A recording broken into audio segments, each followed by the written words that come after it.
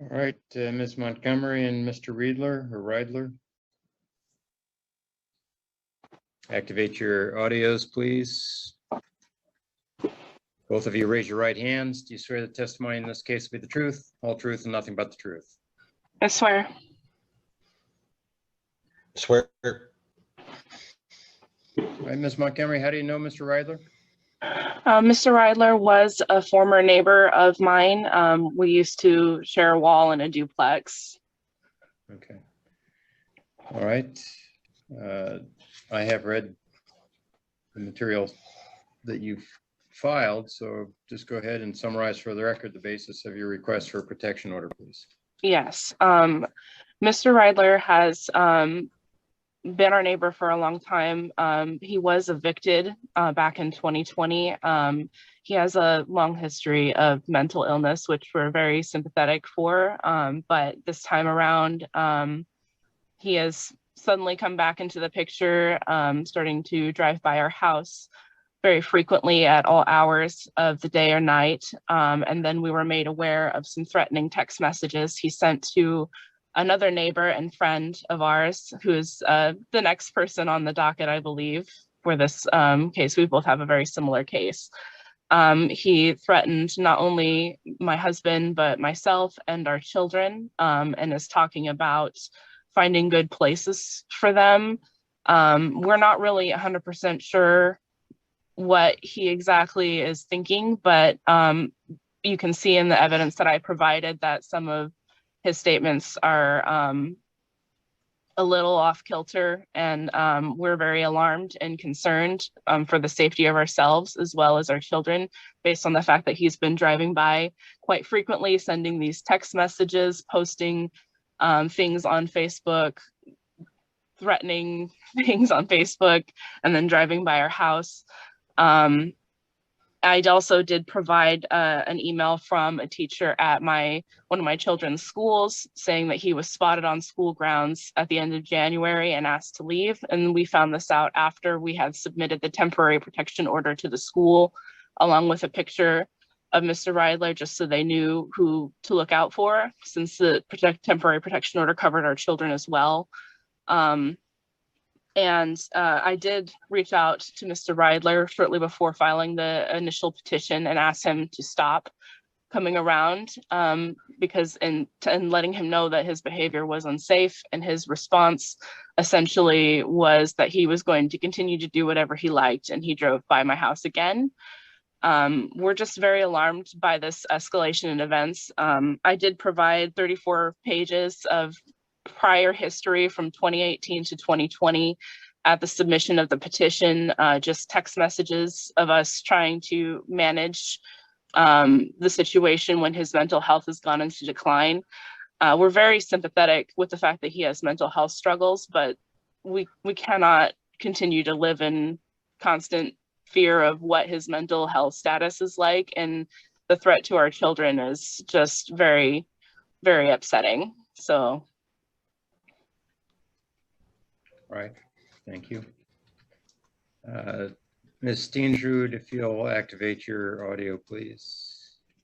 I'm here. Swear the testimony in your case will be the truth, whole truth, and nothing but the truth. I swear. All right, Ms. Montgomery's indicated you received messages from Mr. Is it Riedler or Riedler? Mr. Riedler? Is it Riedler or Riedler? Riedler, thank you. Yes. You received messages from Mr. Riedler threatening Ms. Montgomery. Is that accurate? Correct.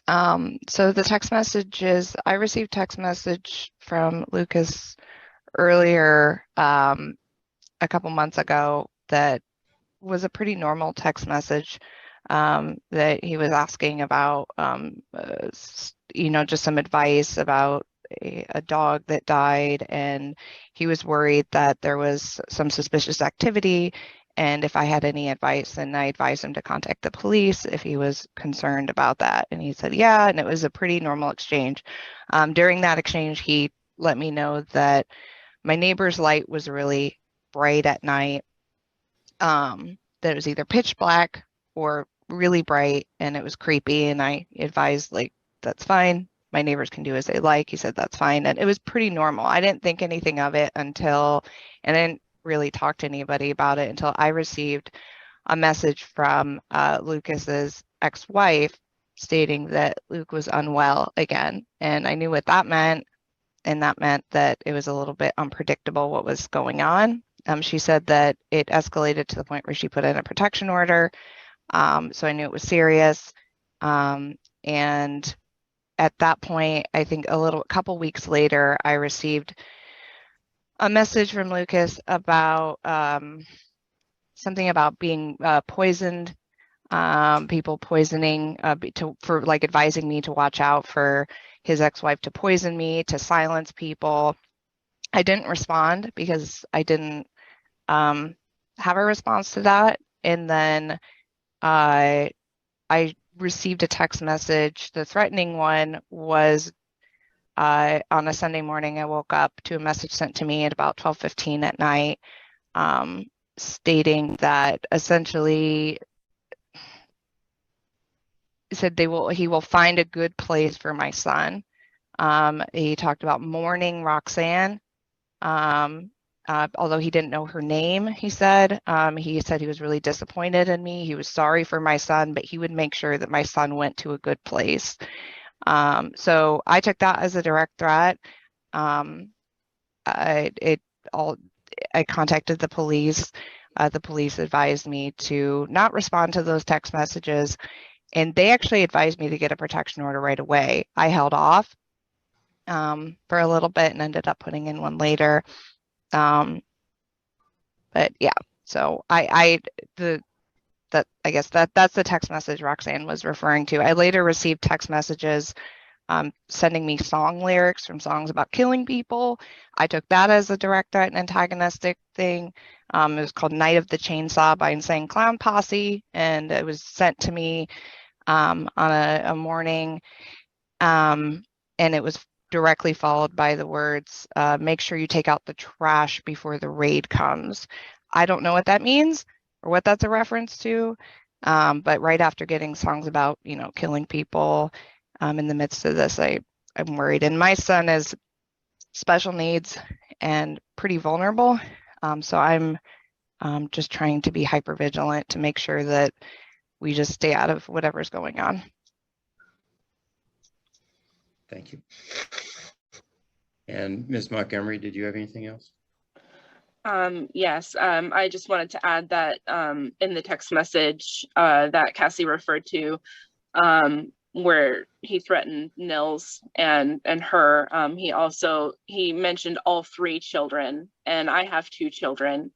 So that is where, along with the line about mourning me and asking for my name, that's where we started to take this very seriously. And that's where we were making note of the times that he was driving by our house and how it correlated to his social media posts, which I provided in all of the exhibits. So we're just alarmed, very alarmed at the escalation, and we would just want to be left alone and want our children to be safe. All right, thank you. And Mr. Riedler does not live in the neighborhood any longer, is that correct? That's correct. He was evicted in 2020, and we hadn't seen him honestly since his eviction date until just in February when this started up again. And it was just really shocking and surprising that it kind of came out of nowhere and just escalated so quickly.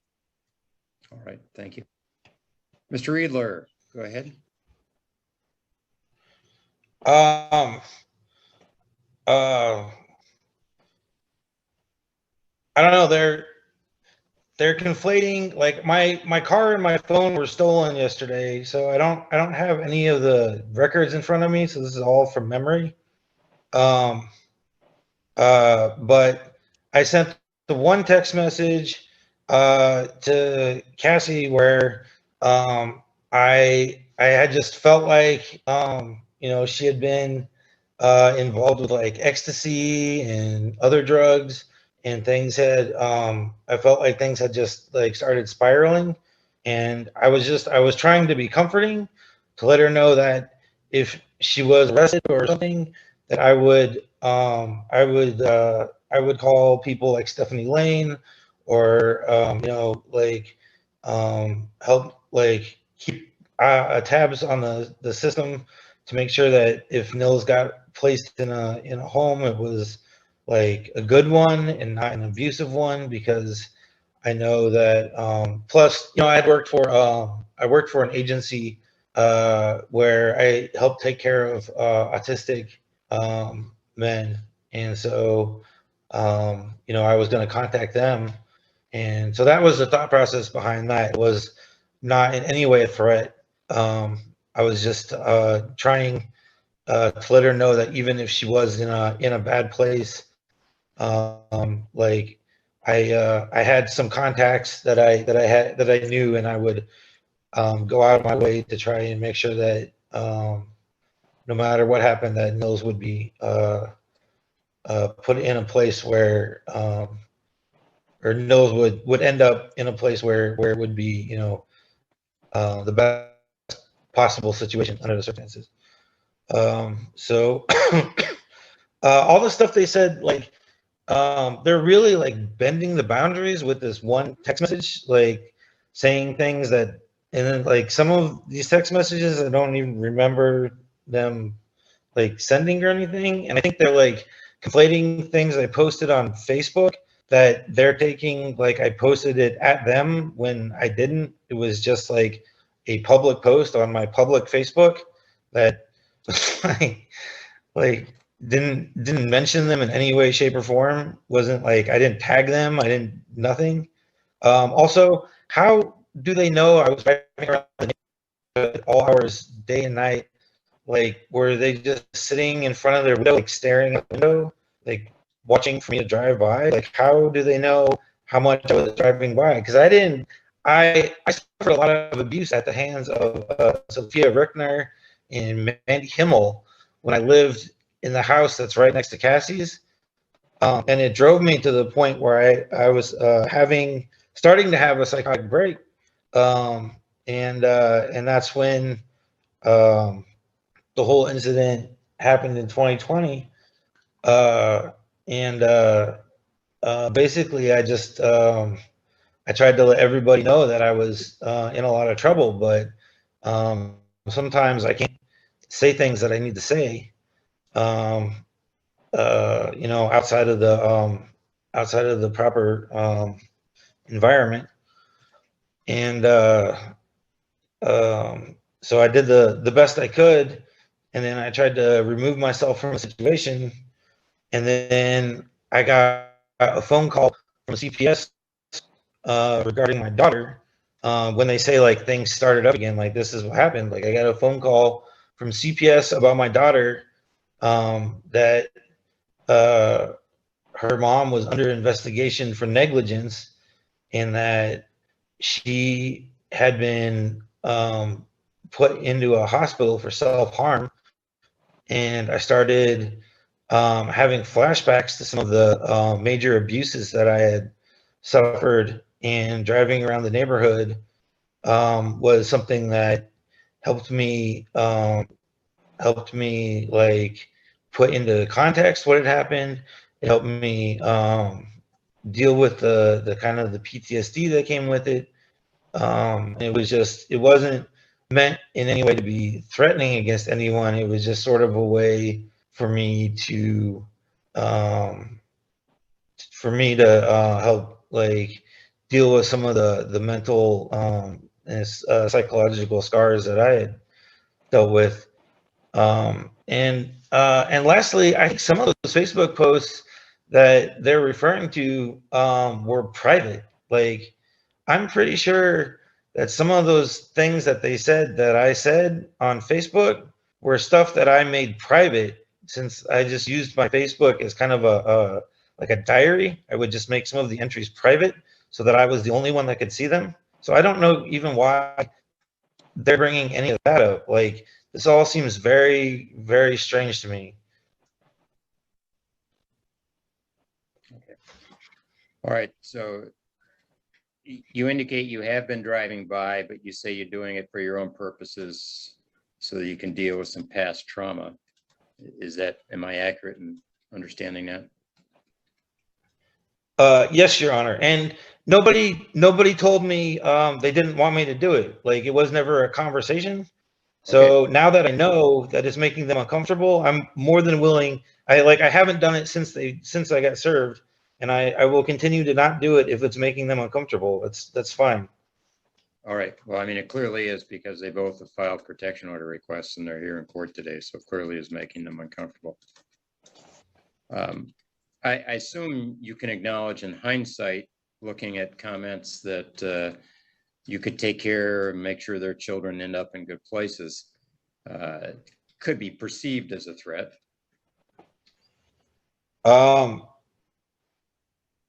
You may have, Yeah, you I mean, indicated you intended it for good purpose, but you could also understand how somebody could take that as a threat, right? I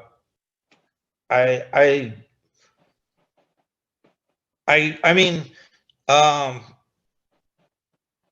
don't know. I tried to be very careful in my wording as to make it not threatening. Like, neither of them have brought up like the actual word of the message, but I guess if you're feeling panicked, or you're, like, if you're in a situation where you're looking for threats, like, almost anything can be threatening. All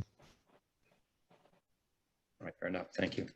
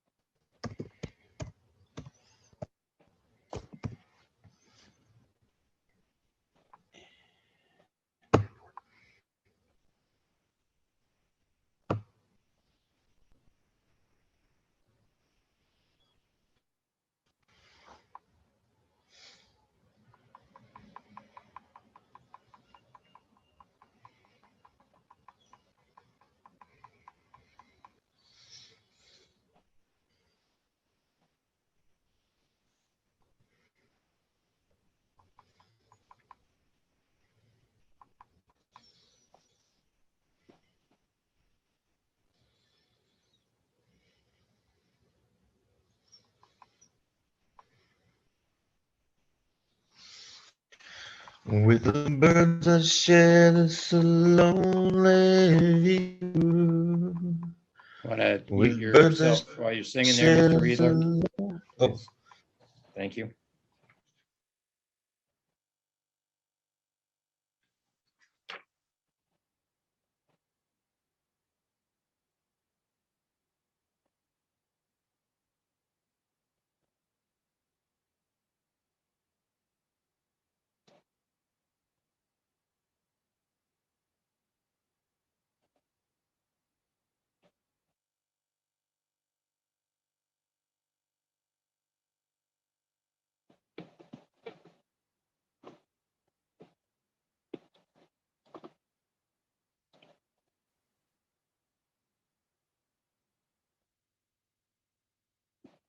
All right, I have granted both Ms. Montgomery's and Ms. Steensrud's request for protection orders. Mr. Riedler, you're not to go within 1,000 feet of their residences or the residents or the schools or the minors. You're to have no contact with Ms. Steensrud, with Ms. Montgomery or their children.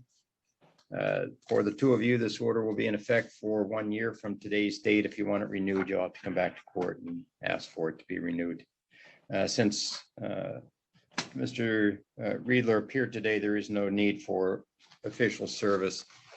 Copies of the orders will be provided to the parties. Thank you very much. Thank you, Your Thank you. Honor. Thank you.